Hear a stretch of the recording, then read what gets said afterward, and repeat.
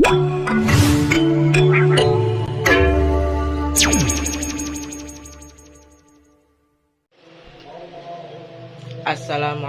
warahmatullahi wabarakatuh. Salam sejahtera bagi kita semua. Salam Om Swastiastu, Namo Buddhaya, salam kebajikan.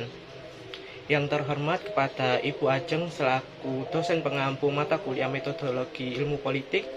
Yang terhormat rekan-rekan ilmu politik, terkhusus rekan ilmu politik angkatan 2021, dan yang terhormat para penonton. Sebelumnya, perkenalkan, nama saya Andika Pratama Setiawan dari kelas 2A, Prodi Ilmu Politik, Fakultas Ilmu Sosial dan Ilmu Politik, UIN Sunan Ampel, Surabaya, dengan NIM 10010121004. Di sini saya akan menjelaskan materi dari rangkuman saya dari sebuah jurnal yang berjudul Cyberpolitik sebagai Perspektif Baru Memahami Politik di Era Cyber. Mengenal cyberpolitik. Sebelum membahas mengenai cyberpolitik, mari kita pahami dulu apa yang disebut dengan cyber. Cyberspace atau ruang cyber adalah sebuah ruang maya atau ruang elektronik di mana sebuah masyarakat virtual yang terbentuk melalui komunikasi yang terjalin dalam sebuah jaringan komputer. Menurut Nazli Chokshi, cyberpolitik adalah sebuah terminologi yang diciptakan berkaitan dengan interaksi manusia atau politik, meliputi kegiatan-kegiatan seperti siapa mendapat apa, kapan, dan bagaimana yang dimungkinkan untuk terjadi melalui ranah ruang cyber sebagai sebuah arena baru pertarungan dengan pengandaian dan realitanya sendiri. Cyberpolitik berkenaan dengan kegiatan-kegiatan politik seperti pendidikan politik, komunikasi politik, kampanye politik, implementasi demokrasi, keamanan, dan pertahanan negara, serta kegiatan sosial, budaya, dan juga masyarakat. Cyberpolitik berkembang menjadi sebuah istilah yang bisa dipakai untuk menjelaskan aktivitas-aktivitas politik modern, yang tidak perlu lagi menggunakan ruang nyata, melainkan cukup ruang cyber yang memiliki pengandaian dan realitanya sendiri.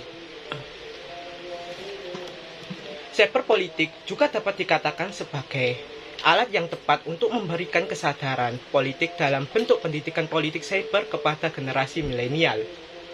Cyberpolitik tidak akan bisa berjalan tanpa rel yang bernama ruang cyber.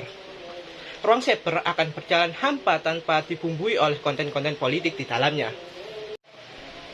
Keamanan dan pertahanan cyber. Masalah keamanan dan pertahanan negara adalah bagian yang esensial dari cyberpolitik, karena setiap kebijakan yang dibuat di sektor ini berasal dari pejabat publik yang notabene adalah orang-orang politik. Untuk itu, politik era cyber yang terkait dengan perumusan kebijakan negara di sektor keamanan dan pertahanan negara. Kewajiban pokok dari suatu negara ialah memberikan keamanan terhadap warganya tersebut, termasuk keamanan dari berbagai kejahatan cyber. Ruang cyber merupakan ruang virtual yang terbentuk dari hasil penyatuan antara manusia dan teknologi. Teknologi yang dimaksud ialah teknologi yang informasi dan komunikasi.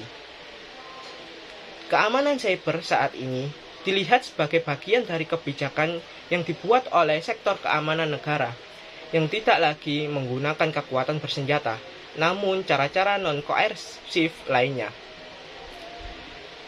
Kebijakan keamanan cyber digunakan untuk menghadapi resiko ekonomi dan kebebasan sipil, spionase, termasuk serangan militer atau teroris, yang kesemuanya dilakukan melalui internet.